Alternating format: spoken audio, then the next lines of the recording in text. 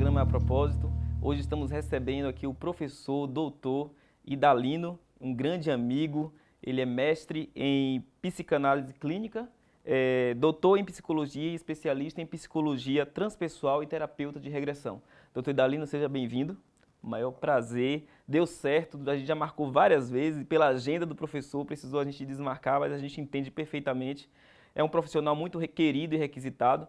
E hoje vai estar batendo um papo com a gente aqui sobre essa questão aí dos problemas que a gente enfrenta no dia a dia da nossa vida e como é que a gente pode estar se libertando, né, professor? Porque são tantos fantasmas, tantos dragões que a gente tem e que ele vai estar passando aqui algumas dicas, né, e algumas orientações para quem está nos assistindo e quem tiver interesse também em passar pelo processo, fazer os cursos, né, e ser atendido pelo doutor Idalino, se tiver agenda, né, doutor? Sim, tem. Bom, professor, me diga uma coisa, quanto tempo já a psicologia na sua vida, quantos anos de atuação e como é que a psicologia entrou na sua vida? Poxa, em primeiro lugar, boa tarde, Tadeu e todo o público que nos assiste. Eu agradeço o convite. Respondendo à pergunta, eu diria o seguinte, eu tenho 70 anos de idade, quase 50 de profissão, e até aos 20 ou 21 anos mais ou menos, eu era teólogo. Eu estava em seminário e eu não quis me ordenar e resolvi então abandonar. No que eu abandonei, eu comecei a trabalhar, nessa época eu morava em São Paulo, eu comecei a trabalhar com a hipnose. Né? E com a hipnose eu fui me identificando, eu achei tão gostoso e aí entrei na área da psicologia. Foi uma vocação, teve uma referência na sua vida, alguém que inspirou? Como é que foi a escolha da graduação em psicologia? Pois é, a escolha a partir do princípio que eu fui me identificando com o que eu estava fazendo, eu digo, esse é o caminho. Tudo começou pela hipnose, então, pela hipnoterapia. Começou com a teologia. Sim. Que aí eu comecei a perceber a psicologia dentro da teologia. E quando eu me retirei da teologia, eu comecei a trabalhar com hipnose, né? Trabalhando com o ser humano. Sim. Mas eu digo, não, eu posso fazer muito mais do que isso. E aí eu parti para a psicologia. Interessante, a teologia com a hipnose. Como é que casou isso? Como é que você conseguiu enxergar? Como é que o senhor conseguiu enxergar isso? Essa relação, como é que se deu isso? Olha só, durante teólogo, existiam alguns freis que trabalhavam com hipnose e faziam demonstrações. Aquilo me chamava a atenção. Tá certo? Eu digo, puxa vida, nós seres humanos temos um potencial muito grande que nós não exploramos. E aí eu comecei a me interessar por esse potencial que o próprio nosso inconsciente externava. Eu digo, puxa, esse é o caminho. E aí eu não quis saber, meti as caras. Então, apesar da hipnose estar em evidência hoje, quer dizer, naquela época, né, já se tinha hipnose, você trabalhava com hipnose? Sim. Lá em São Paulo era muito comum esse trabalho. Ah, então tudo isso aconteceu em São Paulo? Em São Paulo, eu morava lá. Né? Eu achei interessante que quando eu trabalhava com a hipnoterapia e em alguns momentos fazíamos a regressão de memória, né? E aí eu descobria o seguinte, o elemento me trazia, enquanto estado alterado de consciência, me trazia conteúdos que não faziam parte do script dele. Sim. E aí eu ficava impressionado com isso. E depois eu conversava com os colegas que já tinham experiência em hipnose. Ele dizia, rapaz, isso é vidas passadas. Eu digo, mas eu não acredito em vidas passadas. Sabe, aquele conflito, sim. Porque quem vem da teologia não acredita, né? Eu digo, isso não existe. Mas cheguei a um ponto, eu briguei 4 anos com essa situação. Mas eu vendo que tinha resultados positivos. Eu digo, olha, independente de eu acreditar ou não acreditar, está funcionando, então deixa para lá, faz de conta que é. E aí eu fui entrando. Né? Interessante. E assim, tem uma pergunta que é muito recorrente, inclusive no nosso canal do YouTube, professor, que é assim, vidas passadas têm alguma relação com o espiritismo? Regressão, vidas passadas. Boa colocação. As pessoas confundem muito, né? Diríamos o seguinte, que o ser humano, ele não é essa matéria que está aqui, né? Ele é uma essência, sim, tá certo? É uma essência que está encapsulado, cumprindo um propósito, não é? Na vida densa, na tridimensionalidade, e que, de alguma forma, o espiritismo, por sua vez, essa associação, tem muito a ver com o caso de uma mulher no ano 500. Por quê? Porque no ano 500, por causa de uma mulher, foi tirada a reencarnação da Bíblia, o Concílio de Constantinopla. Tá certo? E de lá para cá ficou sem essa história da reencarnação, porque os próprios ensinamentos de Jesus mostram, não na palavra reencarnação, mas mostra na pré-existência do Espírito. Sim. Sempre existiu a preexistência do Espírito, mas por causa dessa situação, desse concílio de Constantinopla, que foi retirado, surgiu então esse vazio na humanidade. E que veio agora, de quase 100 anos agora atrás, através da teoria da reencarnação por esse senhor, por nome Kardec. Tá certo? Então, as pessoas, por se falar em vidas passadas ou vivências passadas, sempre associam com Espiritismo, porque o Espiritismo, ele é fundamentado na reencarnação e nos espíritos, na vida dos espíritos, né? Então, fundamenta, mas nada tem a ver. Nada tem a ver. Não. A gente Com a poderia, religião, não. sim, a gente poderia dizer então espiritualidade. Espiritualidade. A terapia de vidas passadas é uma coisa, terapia de vivências passadas, o ontem é passado. Sim. Mas você pode ter, cada um de nós temos os nossos ancestrais. Sim. E se na realidade esses nossos ancestrais, eles trazem alguma situação não resolvida e que por alguma forma está no nosso DNA, é uma terapia de vidas passadas, mas de um ancestral seu.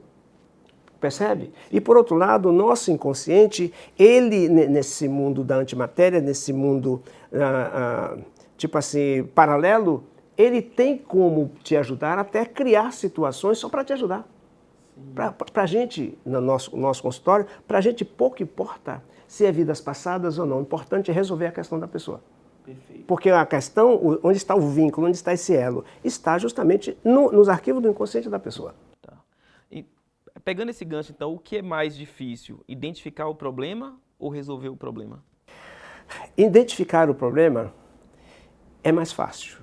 Porque o que nos causa o conflito são as cargas emocionais negativas, né? Então, quando a pessoa traz uma questão, tá, para o consultório, o que nos preocupa não é nem o que ela está trazendo, mas o que ela está querendo trazer. Sim. E aí vamos partir desse princípio para descobrir qual é a causa. Porque sem descobrir a causa, você não vai conseguir fazer um bom trabalho. Você vai ficar na superficialidade dos sintomas e das manifestações. Então, o que é mais difícil? O mais difícil, eu diria assim, é descobrir, porque resolver, depois você descobre, é mais fácil. Até porque o paciente também pode ter um auto-boicote, né? Ele pode se boicotar o tempo inteiro, né? Então imagina, nós temos o consciente e a mente inconsciente. Só que nós temos o instinto de preservação. Qual é a função do instinto de preservação, se não manter o nosso palco de consciência estabilizado? A partir do momento que você entra com conteúdo novo, ele estranha, ele funciona em nós como sendo um antivírus. Sim. Daí porque o boicote, o nosso computador, quando a gente tem um antivírus, qual é a função do antivírus? Não é manter o sistema funcionando perfeito? Então, quando é algo novo que ele não entende, por exemplo, o elemento está fazendo uma terapia, você está mexendo em conteúdos que ele... Opa, por que está mexendo? Isso pode estabilizar o sistema, ele mesmo usa o boicote. Mas no sentido de preservar você, tá certo? Daí o terapeuta ele tem que ter muito cuidado de ir trabalhando, quebrando essa resistência. É como se, na realidade, estivesse fazendo fazendo seu instinto de preservação, entender que o que você está querendo fazer é ajudar. No momento pode até destabilizar, mas depois estabiliza. Então cabe a habilidade do terapeuta para fazer essas coisas acontecerem. Perfeito. E aí tem muita gente que está nos assistindo agora em casa e tem a curiosidade de passar pelo processo de regressão. Precisa haver um propósito, tem que haver um propósito, ou seja, qualquer pessoa pode passar pelo processo e existe muito fatos de curiosidade, de passar só por passar. Isto existe muito, é o que mais existe, afinal de contas. Mas se for lá no meu consultório e me pedir que está com curiosidade, quer saber, isso eu não vou fazer. Por quê? Esses casos é mais fácil você ficar submetido até a fantasias, porque o inconsciente com isso pode criar uma fantasia só para satisfazer a pessoa. Então isso não é terapêutico, isso não é uma regressão terapêutica. A regressão terapêutica é quando você tem um conflito que ele é usado como isca para poder você chegar à causa. Aí se você, por curiosidade, coloca a pessoa no estado de consciência, o que vai acontecer? Você pode abrir um arquivo que talvez não era nem para abrir. E aí, com o instinto de preservação entra, bloqueia esse registro real, e o que acontece? Ele emite uma história e que a pessoa acredita. Todas as pessoas que vai fazer por curiosidade, geralmente vai vir o resultado. Ele foi rei, rainha, quer dizer, você não consegue entrar naquilo que incomoda a pessoa. Você vai vir outras fantasias. Então a gente tem que ter muito cuidado. O terapeuta tem que estar muito atento, muito hábil para que, na realidade, não caia nessas armadilhas. Perfeito. Hoje, na clínica, existem casos que são casos recorrentes, ou seja, com a sua experiência, professor, existem situações que são recorrentes do ser humano, ou isso já está dissipado e as pessoas chegam lá com vários casos e várias situações? Um exemplo, antigamente se dizia que casos amorosos, relacionamentos eram o grande tema de um consultório. Hoje existem outros temas que já deixaram para trás o fato do relacionamento ou não? Bom, o relacionamento ainda é o boom, porque infelizmente ainda não sabemos a conviver em relacionamento. Ainda o ser humano ainda não sabe conviver.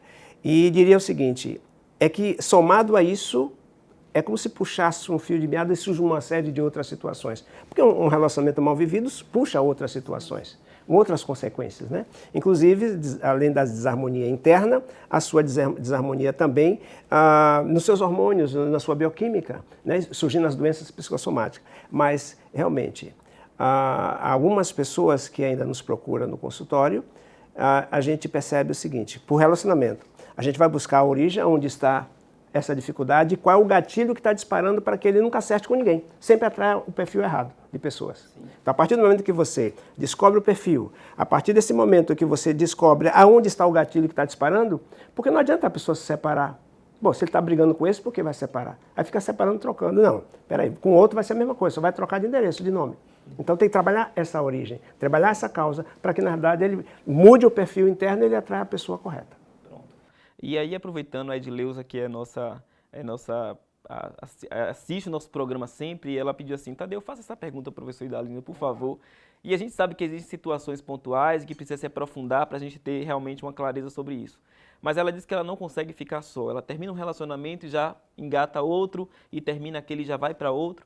E ela pergunta se isso é um transtorno, se isso é um problema, se isso é uma carência. Ela quer saber o que é que acontece. Vejam só, acabei de falar aqui agora sobre...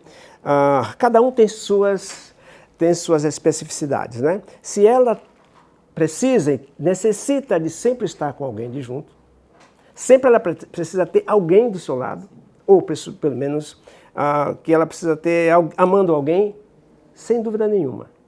Isso, além da carência, um pequeno transtorno.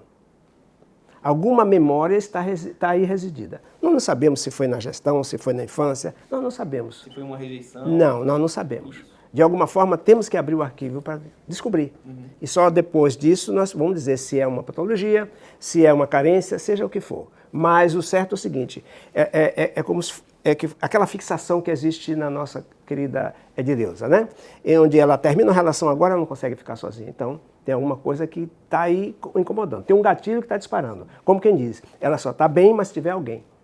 E daí isso é até ruim, porque ela é obrigada a se manter na relação só para não ficar só. Ela tem medo de ficar só. Sim. Às vezes se suporta as dificuldades da relação, se sujeita a determinadas situações só para não ficar só. Até certo ponto, isso é patológico. E talvez se ela tiver um tempo para ela mesma, né, o autoconhecimento, a descoberta, talvez ela consiga até resolver esse problema. Com certeza. Né? Talvez seja a carência dela mesma. Pode ser carência dela mesma. Então tem que analisar o histórico, o script de vida dela. Tá. Seja aqui, seja na infância, seja na gestação, ou até no DNA dela, quem sabe. Sim. Agora, durante todos esses atendimentos, tem ideia de quantos atendimentos já fez hoje, quantos pacientes, por quantos já passaram pelo professor Idalino? Querido, pergunta difícil. É difícil. Mas muitos casos, e desses casos, professor, existiu aquele caso que foi um caso muito difícil, muito complexo, mas que chamou a atenção, que despertou a curiosidade, virou estudo. Sempre existe. Sempre existe. Aí é que está a habilidade do terapeuta. Quanto mais de um caso difícil, estimula a gente a pesquisar, a ver que não é nada padrão. Puxa vida, que legal, eu não conheço nada, literatura nenhuma, não vejo nada parecido, que bom, eu não enfrentei isso, que bom, é mais um desafio. A gente tem que ver como desafio, porque não existe nada padrão. Existem sim, os casos difíceis mesmo. Complexos. Agora, o grande problema é que tem paciente que vai para o consultório e aí ele começa a desenvolver um trabalho. E de uma hora para outra, ele desiste com o arquivo aberto. Esses casos esses são os mais complexos, porque a pessoa não fecha. Às vezes vai embora por algum motivo, pode ser uma resistência interna, pode ser um boicote interno, e ele termina cedendo e aí sai com os arquivos abertos. E aí, fazendo uma analogia, é como se a gente tivesse mexido na ferida e deixado ela sangrando. Exatamente. Aí a pessoa não volta. Não volta. É comum, então, os pacientes irem a primeira vez e não voltarem? Isso é comum? Não é comum. Não é comum. Não. Geralmente é quando você já está andando, tipo 4, 5, 6 sessões que estão começando a ver resultados, aí eles acham que estão bom. Tem casos, é muito comum isso. Ah, já estou bom, pronto. Não sabendo que apenas está sendo trabalhado uma parcela. Sim. Tem coisa mais profunda, vai embora. Só que o que acontece? Lá na frente, aflora de novo. Mas só que aflora de forma distorcida, vai para um outro canal. Manifesta outra situação. Agora, qual é a fonte que o professor Idalino bebe? Que pesquisador, que estudioso da psicologia que o senhor se identifica mais e trabalha isso no dia a dia, na sua vida profissional? Bom, muito interessante essa pergunta. Olha só, se for verificar, nós temos Jung, um trabalho excelente do Jung. O Freud é a minha base. O Freud é a minha base. Da psicologia transpessoal, nós temos um monte deles aí, tá? Principalmente esses que criaram a psicologia transpessoal, tá? Saindo da humanista, né?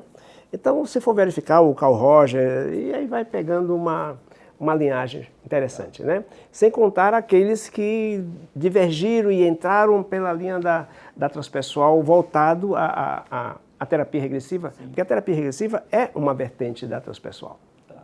Aproveitando aí que falou de Jung, por que o Jung é tão, não vou generalizar, mas por que na escola, na psicologia, muitos o rejeitam, muitos não acreditam, ou muitos acham que é uma fantasia, ou acham que aquilo é irreal? Por que isso acontece?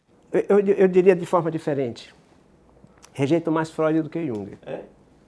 Mais Freud. Tem faculdades que dão curso de psicologia e não querem saber de falar em Freud.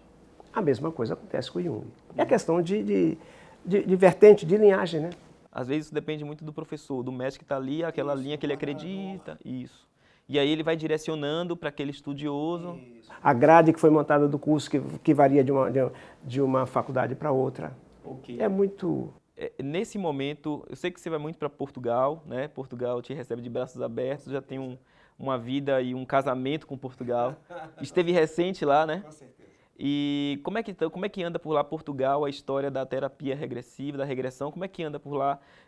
Tá tão forte quanto aqui no Brasil ou é o contrário? Olha só, Portugal tem uma característica.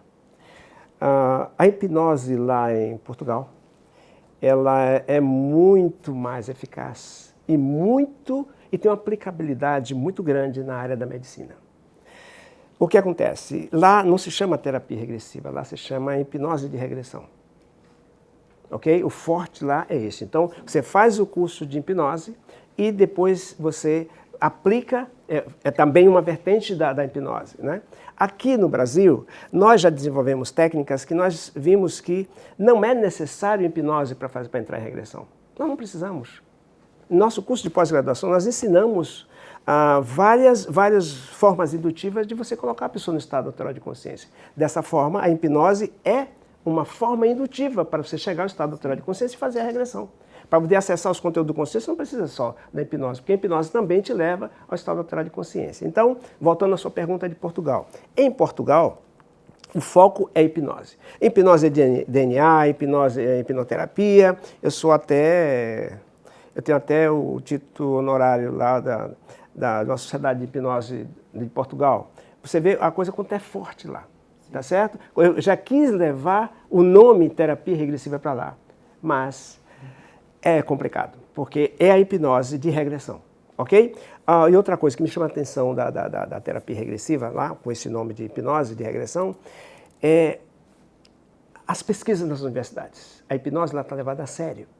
Aqui, as pessoas se preocupam muito com a hipnose para show, para mostrar que sabe, que põe a pessoa no estado natural de consciência. Lá está mostrando o efeito da hipnose na clínica. Isso é muito importante. Sim. É muito forte lá. Isso que o senhor falou, isso é verdade, porque assim, existem muitas pessoas que se utilizam da hipnose para fazer show, para fazer, né, colocar às vezes até as pessoas em situações ridículas, né? Então, imitar animais, dar cambalhota, e ela tem um cunho muito sério, que é o da cura, né? Existem situações, por exemplo, de paciente, que o senhor possa relatar aqui para a gente, de uma cura muito relevante, de que tinha um problema, um transtorno muito grave, e que a hipnose realmente funciona. Claro, temos o caso de um paciente né? É o caso de um paciente que era um empresário, já uma pessoa com 68 anos, parece, e que de uma hora para outra ele perdeu tudo, já com a idade que está, e aí ele se encontrou sem forças para andar, sem forças para poder realmente se levantar. De uma hora para outra, alguém assistiu uma das minhas palestras e contou o caso do pai e se a hipnose podia resolver. Eu digo, olha, eu preciso conversar com ele, preciso conhecer o script dele, né? E aí nos procurou, tal, levaram na cadeira de roda, ele não andava, ele tinha medo de ficar em pé. Imagina como é que estava atuando esse psicológico. E nós trabalhamos com a hipnose, a primeira sessão, a segunda sessão, buscando os arquivos que estava trazendo junto aquele medo de recomeçar, aquele medo de ficar em pé. Talvez isso estava tendo um benefício secundário para ele, de mostrar para a família que ele estava sem força, estava doente e não podia recomeçar. Aí nós trabalhamos esse reforço, trabalhamos essa autoestima, trabalhamos essa origem, buscamos esses resíduos, buscamos algumas coisas para comparar com a infância. No meio da sessão, já na quarta ou quinta sessão, o cara levantou do divã assim, quando ele retomou as forças, levantou e saiu andando, e todo mundo na recepção da clínica ficou entusiasmado. Uma outra coisa interessante, uma pessoa que nos procurou, uma contadora, e todo contador, ele usava, não sei se ainda usa, aqueles números para tirar a nota fiscal do seu cliente na Receita Federal. A Receita Estadual, parece. Então, é aquele número. É uma chave. Isso. E esse contador, ele perdeu esse número. E o cliente estava precisando da nota. Ele estava em desespero. Aí procuraram tal e levaram lá. O que é que eu fiz? A pessoa estava em desespero tão grande. Simplesmente, a gente colocou no estado de hipnose, fiz ele voltar um pouquinho no tempo. Quando ele viu o número, quando ele acabou de ver o número, pronto, já acabou, já resolveu o problema. Então a hipnose não só serve para uma amnésia, para esquecer, né, como também serve para você retomar memórias suas registros seus que estavam lá latentes. Você pode trazer à tona e a pessoa toma consciência de tudo. Perfeito. Aproveitando o gancho aqui, professor, a gente tem falado muito, o mercado e as profissões hoje tem muito direcionado a psicologia para uma chamada psicologia positiva. Sim. E aí eu queria que o senhor emitisse para nós aqui que estamos assistindo, para mim, o que trabalha a psicologia positiva, qual é a diferença da psicologia tradicional e por que está tão em evidência esse tema agora, psicologia positiva? Eu tentei trazer para cá, porque tem um viés muito forte da psicologia positiva, né? Eu tentei trazer para o Brasil, inclusive trouxe o Dr. Mário Simões, que ele é um dos responsáveis da Universidade de Lisboa, né? E a doutora Marbrízia. Então nós trouxemos aqui para uma palestra aqui na UFBA, eles vieram de Portugal, que eles tiveram um congresso aqui no Sul, e depois nós trouxemos aqui para fazer umas palestras. Bom, o que me chama muito a atenção é aquelas colocações de focar em você programações voltadas ao positivo. Tipo assim, enquanto você pensa na psicologia tradicional, de trabalhar os conteúdos e aqueles conteúdos não ser muito absorvidos, eles trabalham direto com sugestões. Tá? Formatando aquela forma de mudar, de reprogramar todo esse conteúdo, né? Isso teve várias demonstrações aqui na faculdade. Inclusive, queriam trazer para cá, queria até que eu trouxesse um curso de pós-graduação. Eu digo, olha, eu preciso me inteirar melhor. Tá? Eu gosto de fazer a coisa quando eu sei, quando eu domino. Tá? Mas tudo bem, vocês vão lá, vocês vão demonstrar, para que eu possa entender melhor e poder montar aqui, que eu acho que é um viés interessante. Eu acho fantástico, tá? Mas eu preciso me inteirar melhor sobre a prática e o uso da terapia regressiva no dia a dia de cada ser humano. Perfeito. Aliás, quando o senhor falou isso, né, eu preciso me inteirar e eu preciso falar daquilo que eu me aproprio. Eu fui seu aluno, na verdade eu continuo sendo seu aluno, né? Que eu aprendo muito, então eu sempre acompanho e sigo. Todos nós somos alunos. E eu posso atestar assim, o quanto o senhor se preocupa, né, com essa seriedade desse trabalho. Queria que o senhor falasse também um pouquinho do curso de psicoterapia, ressonância, né? Da ressonância. Queria que explicasse para as pessoas, porque tem muita gente me perguntando, procurando, e aproveitasse esse espaço aqui para falar do curso. Quando será a próxima turma e qual é o viés do curso, o que é que ele trata, o que é que ele trabalha, Porque tem muita gente em casa curiosa. Com certeza. Ok. O que seria a ressonância psicoterapêutica? A ressonância psicoterapêutica, o nome já está dizendo ressonância, trabalha com a intercomunicação entre inconscientes, via ondas cerebrais. O que é que acontece? É uma forma de fazer regressão indiretamente, através do inconsciente de outra pessoa. Sendo assim, uma vez que você está trabalhando com o inconsciente de uma outra pessoa, a coisa funciona bem assim. Nós temos ondas cerebrais. O nosso cérebro é um biocomputador e nós trabalhamos com ondas cerebrais, né? Nós temos essas ondas que nós estamos usando aqui agora, que são ondas betas, ondas na faixa de 10,3 ciclos por segundo, outro diz que é 13. Ou seja, quando você está estressado, chega até 30 Hz. Mas, quando você está relaxado, você trabalha com uma onda muito mais alta, né? E essas ondas mais altas, segundo a teoria do Jung, diz que todos esses inconscientes de cada um de nós, eles são interligados entre si. Ora, se eles são interligados entre si, então nós podemos entrar numa frequência adequada, especificamente daquela pessoa, entrar em sintonia e acessar os arquivos da pessoa. Essa sintonia baseia-se mais ou menos assim. Nós gostamos de acessar o nosso radinho. Nosso radinho, nós temos o dial, nós colocamos a emissora, tipo assim, 90 ponto alguma coisa. Ora, se você coloca 90,3, não vai entrar a emissora que você quer, só aquela que você quer. Então, é só acessar a emissora correta. Outra coisa, o locutor, quando você acessa a emissora, o locutor começa a falar dentro do rádio. Mas será que ele está dentro do rádio? Não. A voz dele está chegando aqui através de ondas de rádio. Assim como o rádio tem a onda AM e FM, as nossas ondas cerebrais são muito mais potentes, porque a de rádio é restrita, mas as ondas cerebrais, elas são infinitas, são ilimitadas. A pessoa pode estar aqui, a pessoa pode estar no Japão, como eu tenho clientes no Japão. Eu conheço no Japão, na Europa, tá? Onde eu estou trabalhando com essa ressonância. Já que todos os inconscientes são interligados, então não importa a distância. Tá? É só fazer a sintonização e através de outra pessoa, tá? Naquela frequência, a gente consegue a colocação. Só que tem um detalhe, a pessoa que está trabalhando conosco, que é o coterapeuta, eu vou hipnotizar ele. Isso quer dizer, vou tirar ele das ondas betas, vou colocar numa onda muito mais alta e a partir desse instante, tá certo? Eu vou tentar sintonizar, tá, com o inconsciente da outra pessoa. Só que o inconsciente da outra pessoa teria que autorizar, porque não se consegue fazer essa sintonização sem autorização do próprio inconsciente do outro. Que o inconsciente do outro, por sua vez, trabalha com o instinto de preservação. Então, qualquer invasão, automaticamente o outro rejeita. Então, eu preciso ter autorização do outro. E dessa forma, nós conseguimos acessar os registros. E quando acessamos os registros do inconsciente do paciente, automaticamente, daí em diante, segue uma regressão de vidas passadas, uma regressão de memória normal. É o processo normal. O mais importante é o acesso.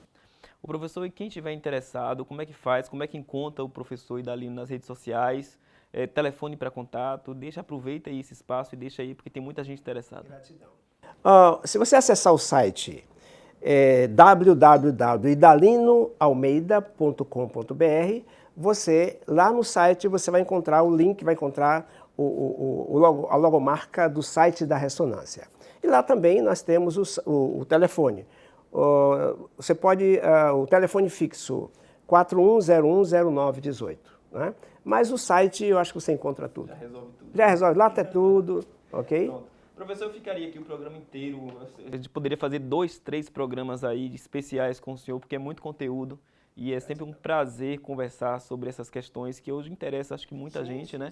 Eu acho que todo mundo, cada vez mais, eu acho que a psicologia e as questões sociais que a gente está inserido, ela tem despertado cada vez mais essa consciência para que a gente precisa se cuidar, né? Então, não é mais só o físico, é a mente também, né? A gente se deu conta de que a mente tudo começa por ela. E é a era da mente essa. Sim, exatamente. Essa é a era da mente. Perfeito.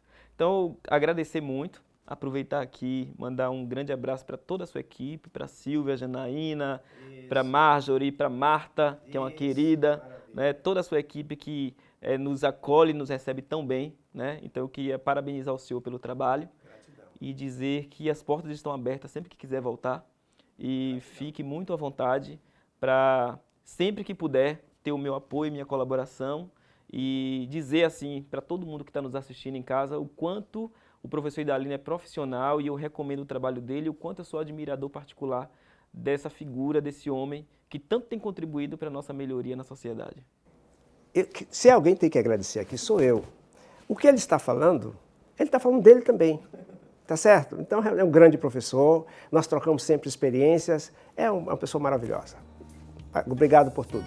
Muito obrigado. Então, próximo domingo nós estaremos de volta às 22h30 aqui na CNT com mais um convidado especial. Boa noite, fique com Deus.